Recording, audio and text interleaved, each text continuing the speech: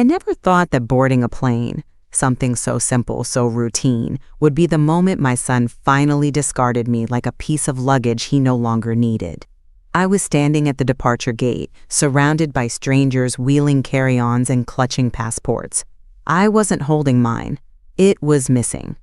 Gone. My name had been flagged as non-traveling, and the boarding pass in my hand had a red slash across it. Canceled.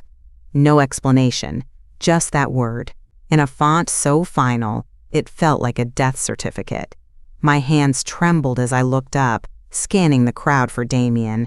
And there he was, my only son, strolling through the first-class priority check-in with his sleek leather duffel bag, sunglasses on indoors like some minor celebrity. He turned, spotted me standing there stunned, and smirked. I felt my knees lock in place. I couldn't breathe. I mouthed his name, hoping he would rush back, say it was a mistake, fix it. But instead, he turned his back and walked away, as casually as if I were an airport announcement he could tune out. I took a slow breath and sat down, gripping the armrest like it might keep me from unraveling. The humiliation burned hot behind my eyes. People passed me, giving me polite, curious glances, the way you glance at someone who looks a little lost but not enough to help. Then I saw it. The young concierge from earlier, the one who had avoided eye contact when I asked about the passport, was now laughing with another staff member. He had lied to me. They all had. Damien had orchestrated this. My own son. The truth hit me like a stomach punch. He never intended for me to go. The entire mother-son trip was a farce, a setup, a tool. He needed me compliant. He needed time. He needed access to my documents. And now he had it all. My hands, still shaking, reached for my phone. I pulled up my lawyer's number with a speed I didn't know I had anymore. The moment he answered, I didn't even say hello. "It's time," I said, my voice lower than I expected. "We're removing him." There was silence on the line. Then, "Are you sure?" I closed my eyes. I could still hear Damien's voice from last night, seeping out from under his bedroom door when he thought I was asleep. "She won't be back. It's all going to be ours soon." That was all I needed. "I'm sure," I said. "I want asset freezes, trust reversals, everything. Effective immediately." I ended the call, set the phone in my lap, and sat very still. I wasn't crying. Not yet. But something inside me had shifted. Something cold and steel-hard. A woman can spend her whole life forgiving. A mother especially. But there's a moment when even the deepest love meets its limit. And that moment, for me, had just happened at Gate 22. Surrounded by luxury luggage and strangers sipping overpriced coffee, while my son disappeared behind the gleam of first-class security. He thought he'd won, thought I'd sit there confused and silent, but he forgot something. Quiet doesn't mean weak. 2 days before Damien left me at the airport, I thought I was the luckiest mother alive. I had just packed my brand new turquoise suitcase. He'd insisted I get it, said I deserved something fancy for our once-in-a-lifetime trip, Switzerland. He said it was our last big adventure before time catches up. I knew what he meant. I was 76, slowing down, but still capable. I was nervous, but touched. He said he wanted to reconnect, that it wasn't about money, that he missed me. He even joked about making cocoa like when he was a kid. And I believed him. I packed carefully, my favorite cardigan, the silver locket with my husband's photo, even new moisturizer. It felt like hope. After years of distance and clipped conversations, this trip felt like a healing gesture. He picked me up himself, clean car, nice cologne, called me Mama. He hadn't used that word in years. We laughed on the drive. I studied his face, thinking maybe, just maybe, he really missed me. But hope is a mother's weakness. I'd paid for everything. College, bailouts, a house, and still I wanted to believe he finally saw me, not as a wallet, but as a mother. At the airport, he squeezed my hand and said, "This trip means everything to me." And I meant it when I said, "Me too." God help me, I meant it. 2 days later, I'd understand what he really meant. This trip was the last time I'd stand in his way. And that hand squeeze wasn't affection. It was goodbye. After my husband died, Damien was 16. I gave him space, filled it with stability, worked endlessly to keep our world intact. I sold part of my business, paid for school, his first car, his second chance, every emergency. He always said, "I'll pay you back." He never did. In public, he was warm. In private, cold and distant. He used me when it suited him, then vanished, especially after marrying Alina, a polished woman for money. Around her, he became someone else, someone ashamed of where he came from, of me. Still, when he offered this trip, I clung to it like a final chance.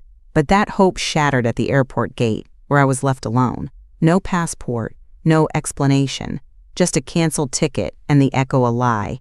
Everything I gave him, and it still wasn't enough. But now, it will be enough.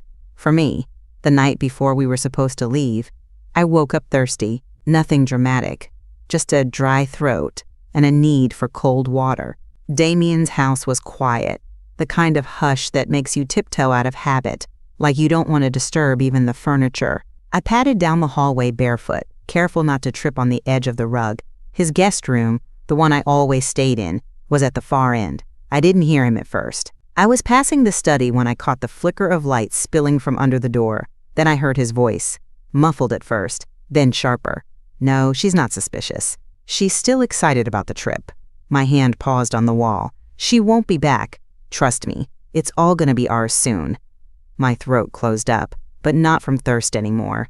I took one slow step backward, heart thudding, ears suddenly on fire.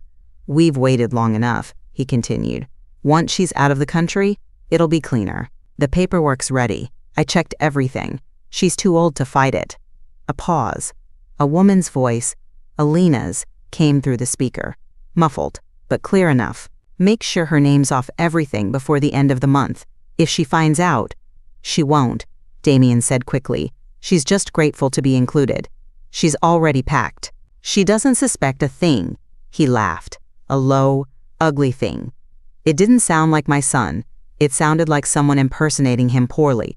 I stepped back again, this time bumping gently against the hallway table. I froze, breath shallow. The conversation continued, but I didn't need to hear more. I understood everything. The trip wasn't a gift. It was a trick, a calculated removal. Once I was overseas, maybe distracted, maybe confused, he would act. Bank accounts, estate documents, power of attorney. Whatever loophole he needed, he'd find. I wouldn't return home to find it empty. I'd return and find it no longer mine. They wanted me gone. I stood there for a long moment, the hallway swimming in silence now. My hand shook as I reached for the wall again, grounding myself. Everything, the kindness, the trip, the soft words about reconnecting, it was all a script. He hadn't forgiven me. He hadn't changed. He was just waiting for the right moment to strike. And I had almost let him. I backed away, heart pounding, and slipped quietly back into the guest room. My suitcase sat by the wall, zipped and ready. I stared at it like it had betrayed me too. The room suddenly felt like a trap, not a haven. I crawled back into bed and lay still, eyes wide open, watching the ceiling like it held answers. So this was the truth. Not just the pain of being used, but the absolute humiliation of knowing they thought I was too old, too slow, too soft to notice, too weak to fight back. I didn't cry. I didn't throw anything. I didn't confront him. I just stared at the dark ceiling and waited, because tomorrow he would smile and drive me to the airport. And I would smile back, let him believe he'd won. But before that plane left the ground, I'd already be preparing my own escape plan. And it wouldn't be the kind that left me with nothing. I didn't sleep that night. Not even for a minute. I lay there, wrapped in the stale warmth of guest linens, while my mind worked like a factory during wartime. Efficient, ruthless, and wide awake. At 76, I knew how to survive. You don't build a business from a garage and raise a child through grief and bills without learning a few things. By sunrise, I had my plan. The house was still silent when I crept out of bed and pulled out my phone. Damien was snoring 2 doors down. I could hear it faintly, the rhythm of someone who felt safe. I wasn't going to scream, I wasn't going to accuse, I was going to prepare. I opened a new message to my lawyer, Marcus. He was sharp, discreet, and owed me 3 favors from my business days. My fingers shook a little as I typed. Emergency trust changes. I want Damien removed from all documents. I need asset freezes, effective immediately. Is there a way to do this without alerting him? Call me when you can. Urgent. Then I opened my bank's mobile app. I scanned my accounts. Savings. Investment. The retirement account Damien thought I kept light. He didn't know about the annuity or the separate trust my late husband had set up for emergencies. He thought he'd bled me dry. He had no idea how well I'd hidden what mattered. I backed up documents from my personal laptop to cloud storage, printed out my will, an old version I now plan to completely gut. I highlighted Damien's name every time it appeared, 5 times. Then I drew a single line through each one with red ink. It felt surgical, necessary. I didn't cry. I didn't rage. I just read every clause, every paragraph I had once written with love and hope for my only son. Now it felt like reading a stranger's confession. I read and rewrote. The name that replaced Damien's? Lucy. My granddaughter. She was the only one who never asked for anything. The only one who brought over coffee just to talk, who hugged me tight without perfunctory pats, who texted just to say she missed me. Lucy never looked past me. She saw me. If anyone deserved what I built, it was her. At 7:15, I heard footsteps upstairs. Damien was up. The fake part of the day was beginning. I slipped the will into my handbag, along with my passport, my laptop, and a printed list of financial accounts. I didn't want to give him even an inch more than he'd already stolen. He knocked on my door at 7:35, all smiles and travel cologne. Ready for Switzerland, Mama? I looked him straight in the eye, my smile calm. Ready. He didn't notice the tightness in my voice. He didn't notice the absence of trust in my eyes.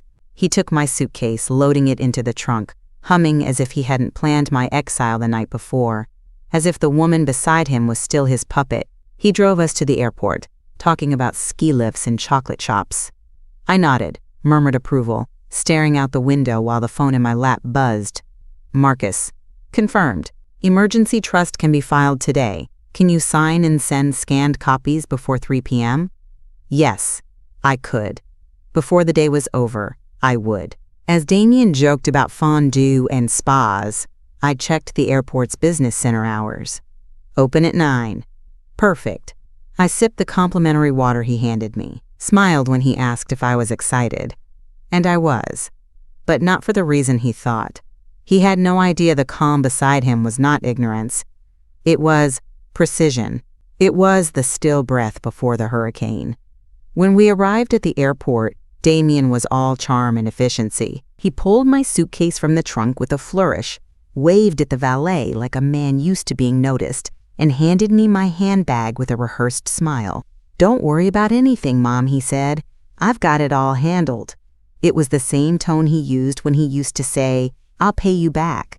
That smooth, practiced confidence. I followed him through the sliding doors of the terminal, clutching my purse like it was the only solid thing left in my life. We made our way to the airline counter. A sleek woman in a navy blue uniform asked for our passports. Damien handed his over.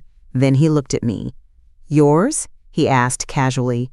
I reached into my bag and froze. It wasn't there. I blinked, dug deeper, dug again. My breath caught in my throat. It's not? I mumbled, rifling through every pocket, every zipper. I had it. Last night. I packed it. Damien frowned, then turned to the agent with a smooth shrug. She must have left it at home, he said lightly, like it wasn't odd at all that a 76-year-old woman would lose track of her most important document on the biggest trip of her life. The agent gave a professional smile. Unfortunately, we can't check her in without a passport. She'll need to rebook after retrieving it. I'll go back with her, I began, but Damien interrupted. No, that's too much trouble. I'll check in now and she can come tomorrow.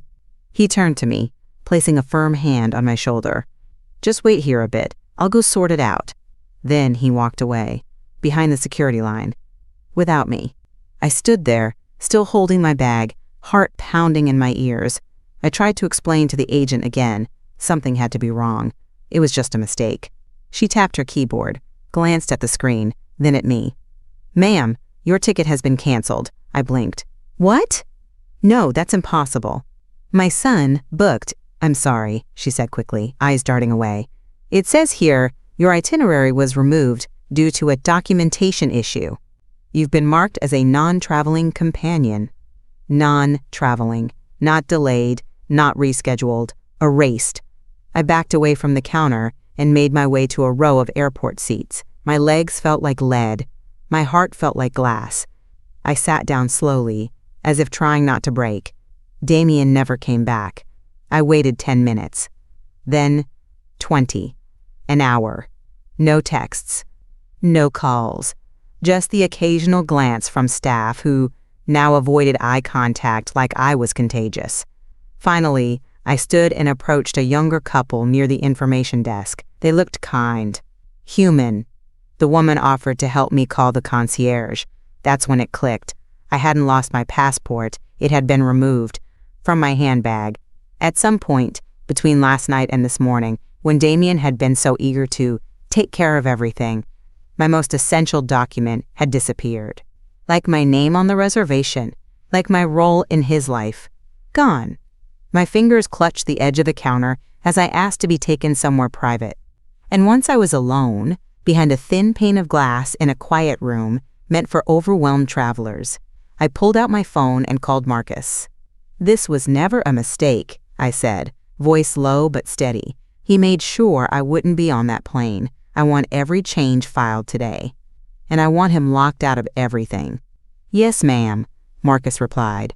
There was no pity in his voice, just precision. Exactly what I needed. Because I might have been stranded, but I wasn't lost. I sat at the gate for over an hour, surrounded by families hugging goodbye, couples snapping selfies, and the steady hum of announcements echoing through the terminal. My name was never called. No one came to find me. No one checked if I was okay.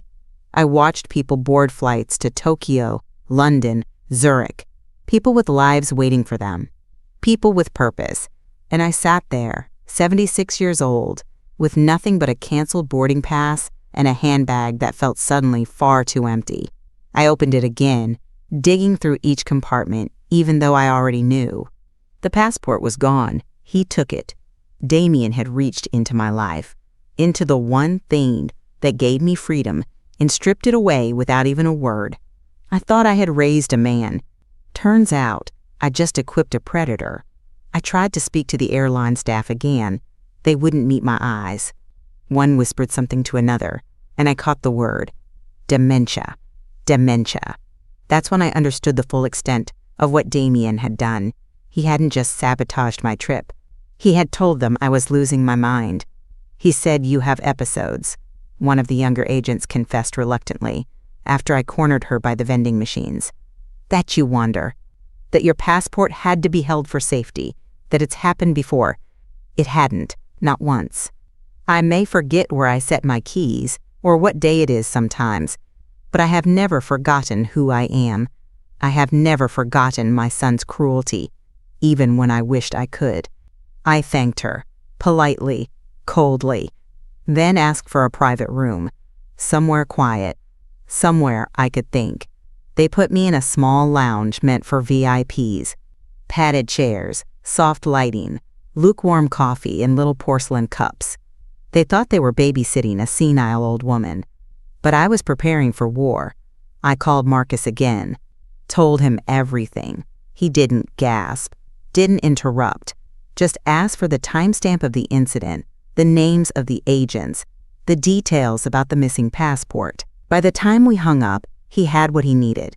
Then, I sat there, alone in that pristine lounge, sipping coffee meant for people who mattered, and smiled. Because Damien had forgotten something. He thought old meant powerless. He thought silence meant surrender. He thought this lounge was a cage. But it was a command center. I texted Lucy next. Not everything. Just, "Something's happened. I'll explain soon. I love you." And she replied in seconds. "I'm here. Whatever you need." She always was. As I sat there watching, the digital departure board update, with flights I'd never board, I felt something strange bubble up in my chest. Not rage, not fear, relief. He had finally shown his hand. No more pretending, no more hope, no more second chances. He wanted me erased. Instead, he'd just made me unstoppable. I asked to speak with the concierge again, this time behind closed doors. He was young, maybe 24, nervous, twitchy. His name tag read Javier, and he avoided my eyes like I might explode if looked at too long. But when I asked to see the incident report, the one Damien must have used to cancel my flight, he hesitated. "I'm not sure I can." "Let me stop you right there," I said calmly, opening my wallet just enough for him to see the attorney's card I had tucked into the front pocket. "That's my lawyer. He's on the line right now. So you're either going to tell me the truth or you're going to explain to a judge why you aided in identity obstruction." He froze, blinked. Then he sighed and slid the manila folder across the counter. I opened it. Damien had submitted a statement, formally signed and time-stamped, stating I had early-stage dementia and was prone to wandering in unfamiliar environments. He requested assistance managing her movement through secure areas and asked for non-participation status on my reservation. "He said you needed extra care," Javier muttered, eyes darting to the door. "That it was for your safety." "Did I seem unsafe to you?" "No," he admitted. "You seemed like someone who knew what she was doing." I nodded. "Because I did. I always have." I stared at the signature on the form, my son's looping, overconfident handwriting. For a moment, I felt nothing. Just the flat, sterile detachment of seeing your name defined by someone else's lie. He didn't just want me out of the country. He wanted to rewrite me into someone no one would believe. That was the real betrayal, not the canceled ticket or the stolen passport, but the narrative. He was building a case for later, preparing the world to doubt me, and if I hadn't overheard that call, I might have walked into it willingly. I leaned back, sipped the now cold coffee from the lounge, and let the weight of it settle. Javier's voice was small. "Ma'am, I'm sorry." I looked at him, really looked. He wasn't evil. He was just used, like I had been, like so many are, by people who smile with their mouths and steal with their hands. "It's not your fault," I said gently, "but listen carefully. From this moment on, if anyone asks, you saw nothing, and if anyone calls about me, anyone, you direct them to my attorney." He nodded quickly. "Yes, absolutely." I thanked him and left, folder in hand. My heart wasn't racing anymore. My hands weren't shaking. I was done being stunned, done waiting. As I walked back to the private lounge, I felt my phone buzz again. Marcus. "The asset freezes are in motion," he said, "and I've drafted the irrevocable trust language. All we need is your signature and a scan. I'll fax them in from here." I hung up, pulled out the forms from my bag, and flipped to the signature page. This wasn't just legal paperwork. This was a declaration that I wasn't going quietly. I picked up the pen and signed my name. Carefully, proudly, full, legible strokes. The woman Damien had called forgetful, slow, broken. She just rewrote the future. By the time the papers had been faxed from the airport's business lounge, thank you, premium guest access, I had reclaimed more than just control of my finances. I had reclaimed my name. Marcus confirmed it within the hour. All assets have been moved into the irrevocable trust. Effective immediately, Damien no longer has legal access to any accounts or holdings. It's airtight. I stared at the lounge's pale carpet, letting those words sink in. Airtight. For the first time in years, I felt like I could breathe. Damien would board that plane with a cocktail in hand, thinking he was gliding into his victory lap. But when he landed, he'd find locked doors where open safes used to be, frozen accounts, empty expectations, and I didn't even raise my voice to do it. The name on every document, every revised clause, every transfer? Lucy. She had never asked. That's what set her apart. She didn't show up only when she needed help. She didn't fake affection with transactional eyes. She was the only person in the last 10 years who hugged me without checking the room first. Lucy came over every month, just to sit, just to talk. She always brought me a new book, sometimes fresh-baked cookies from a market I liked, but never got to anymore. Last winter, when I had a terrible cold, she came with tea and soup and sat at my feet crocheting while I dozed. No fanfare, no Instagram story, just warmth. She called once to ask if I needed help hanging Christmas lights, even though she lived 40 minutes away. And when I said no, she showed up anyway. Damien used to say she was too sensitive, that she needed to toughen up. But what he called weakness, I knew was rare strength. And now, the empire he thought he was stealing, it belonged to her. I looked at the clause Marcus had added, at my request, at the end of the trust paperwork. In the event of manipulation, coercion, or harassment, this trust becomes self-protecting. It shall remain out of reach of any removed beneficiary and will be monitored by an independent trustee for Lucy's sole benefit. I smiled.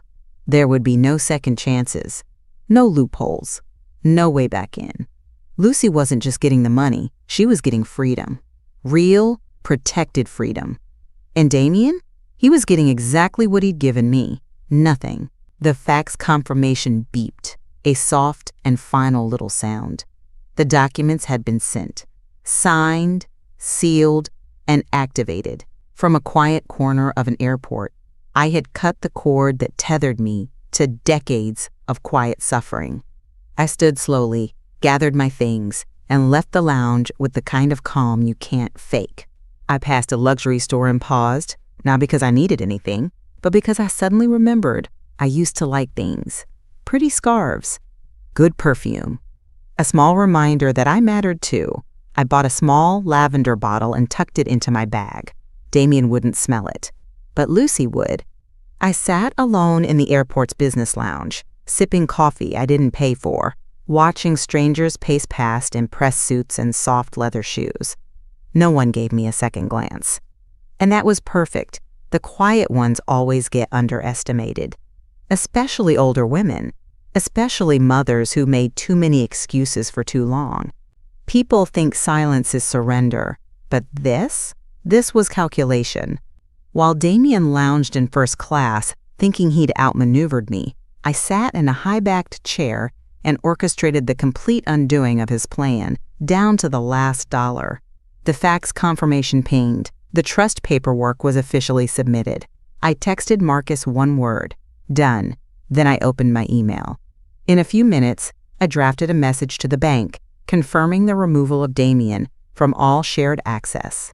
I attached copies of my new trust structure, the revocation of all power of attorney designations, and a notification to freeze any joint accounts pending full audit.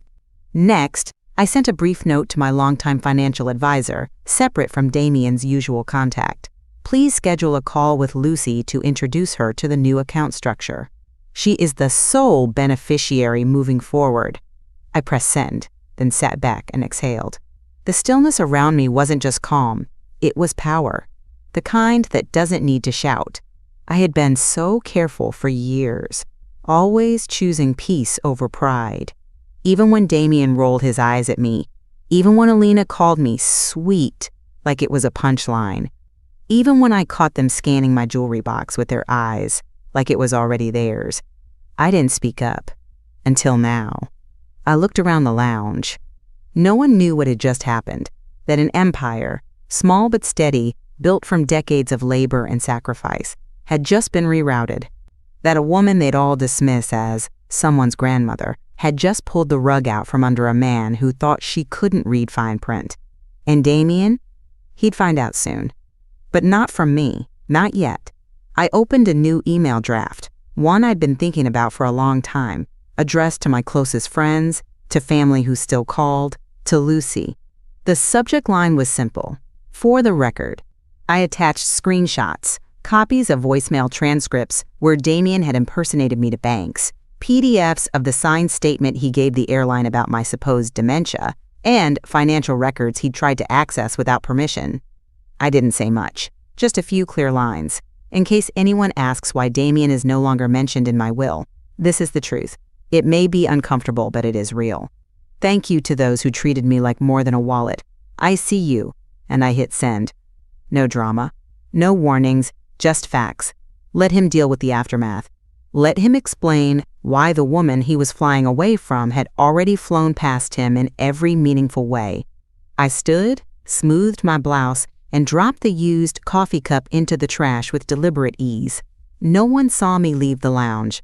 And yet, when Damien finally checked his phone, he'd know I had arrived.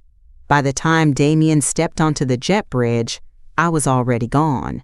Not physically, still in the terminal, tucked into a cafe near the windows, quietly stirring sugar into tea I didn't really want, but metaphorically, I'd left the version of myself he thought he could manipulate somewhere back at check-in.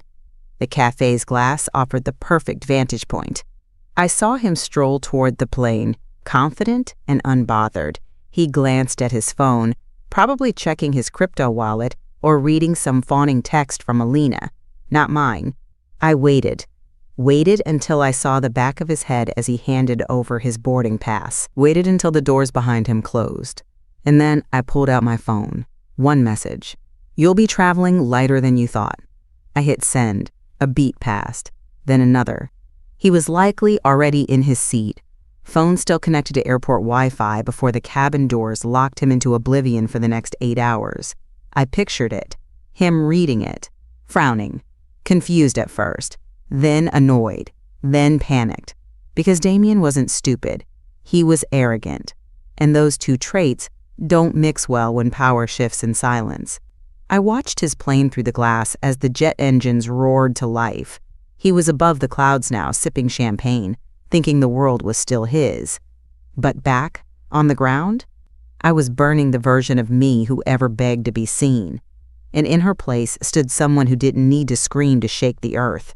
I opened my laptop one last time before leaving the airport, sent an encrypted copy of the new trust to Lucy, with a short voice memo attached. This is yours now, sweetheart.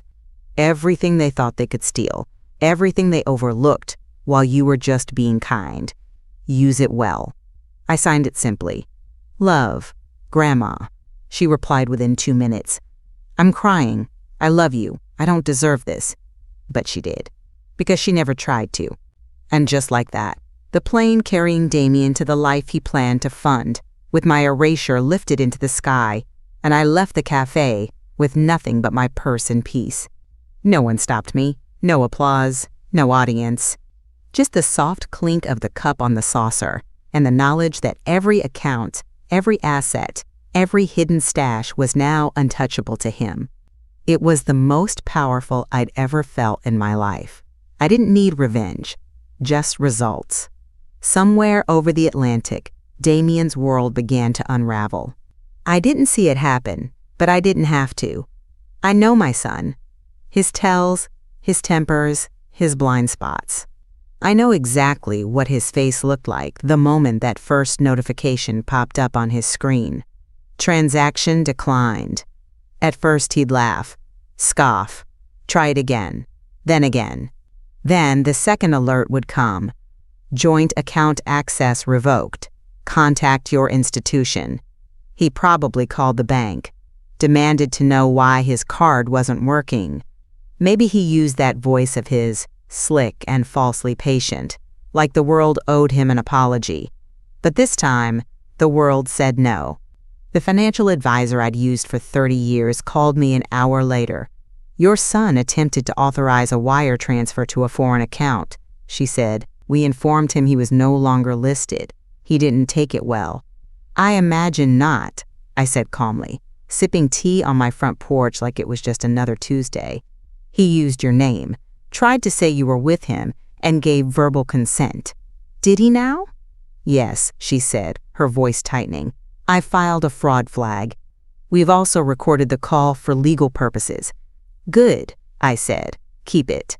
Damien had spent so long pretending I was weak that he didn't prepare for the moment I'd finally play him at his own game.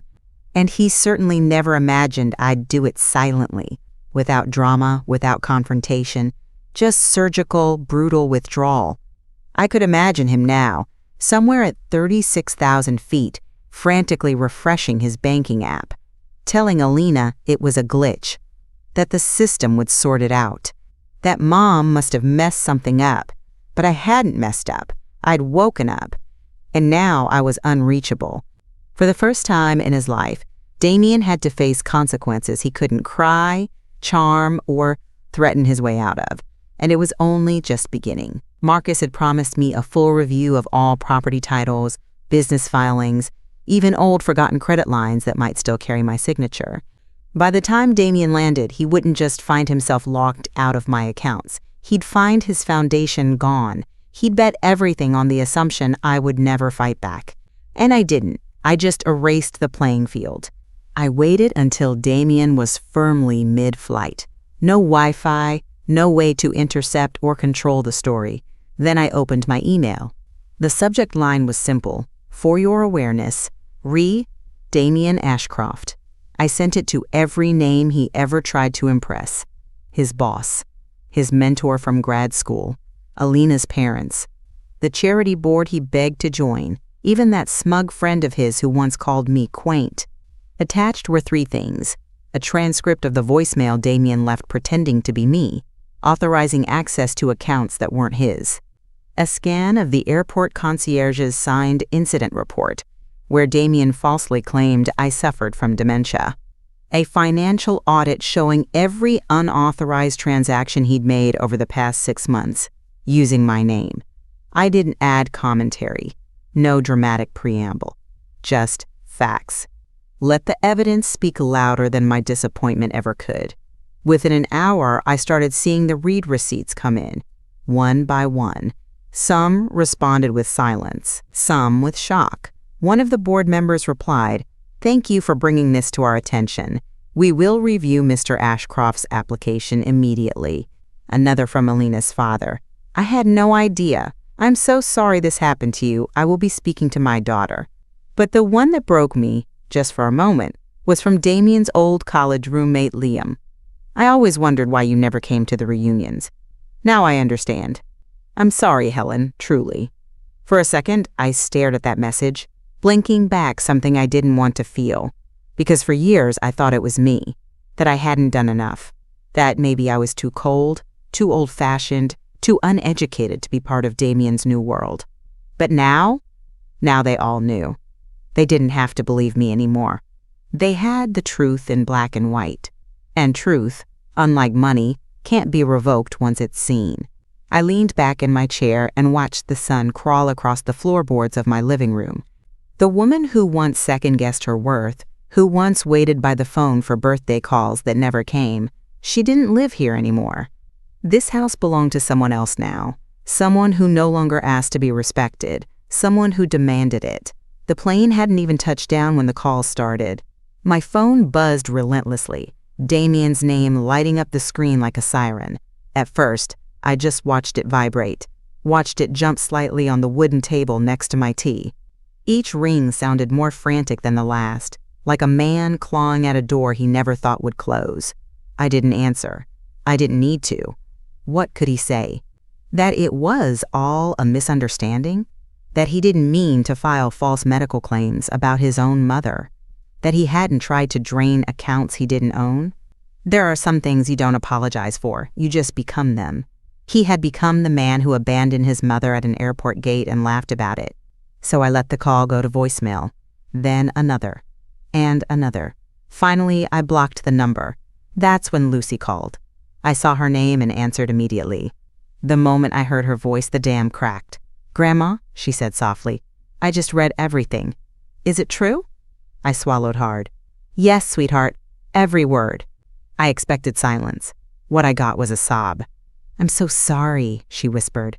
"I didn't know it was that bad. I thought I don't know. I thought he just didn't know how to love properly." I closed my eyes. Maybe that's true. But knowing how to love and choosing not to, there's a difference. She was quiet for a beat, then said the words I didn't know I needed to hear. "I'm proud of you."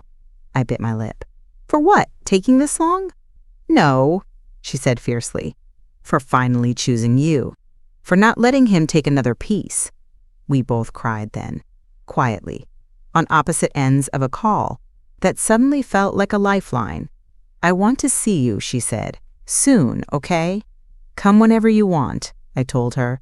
"The door is open. Always. We hung up, and I sat for a moment, letting the silence settle. The kind of silence that follows after a storm has passed and everything broken has finally been swept away. The kind that feels like peace. The kind that feels like power. Damien arrived at his luxury destination just after noon. The 5-star chalet, nestled in the Swiss Alps, was exactly what he had described. Snow-dusted rooftops, glass balconies, fireplaces stacked with birch logs. He had painted it vividly for me during our car ride, said it had views that made you forget everything ugly. Turns out, he was the only ugly thing that arrived. Because when he stepped up to the check-in counter, flashing his ID and the smirk he wore like a watch, the concierge smiled, then frowned, then politely tapped something on her screen. "I'm sorry, sir," she said in a crisp accent. "It appears your reservation has been canceled." Damien blinked. "What? That's not possible. It's under Helen Ashcroft." The woman tilted her head sympathetically. "Yes, and Miss Ashcroft has revoked the booking. The card used has been frozen. There is no active payment method on file." I imagined his ears turning red, the way they used to when he was cornered as a child. "I'll call her," he snapped. But he couldn't, because I had blocked him. Because the card he had tried to book under, my card, no longer existed in any active system tied to his name. Because I had revoked his access while he was still sipping his welcome drink at the departure lounge. He tried to run another card. Declined. Tried to log into his joint account. Error message. He was standing in a marble lobby surrounded by opulence, with not a cent he could touch, not a key he could claim. No room, no ride, no plan. Just snow falling gently around a man who thought he'd won, and no way home. I got the confirmation from Marcus shortly after. Booking revoked. Hotel notified. They requested alternate payment, which he couldn't provide. We've officially locked him out of all financial pipelines. I simply nodded, sipped my soup. The sky outside my kitchen window looked a little bluer. This was never about revenge. I didn't want him ruined. I just wanted him excluded. From my peace, from my work, from the legacy he tried to steal. Damien was used to me cleaning up his messes. This time he'd be sitting in it alone. No mother, no funds, no escape. 3 days after Damien's failed arrival at his luxury prison, I walked into Marcus's office with a scarf tied tight around my neck and a folder tucked under my arm. There were no camera crews, no applause, just the steady click of my shoes across the tile and the slow, powerful exhale of a woman who knew she was finishing something that had begun the day she handed a boy too much trust. Marcus rose from his desk when he saw me. "Everything's ready."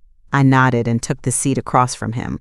On the table, a single document, the final clause.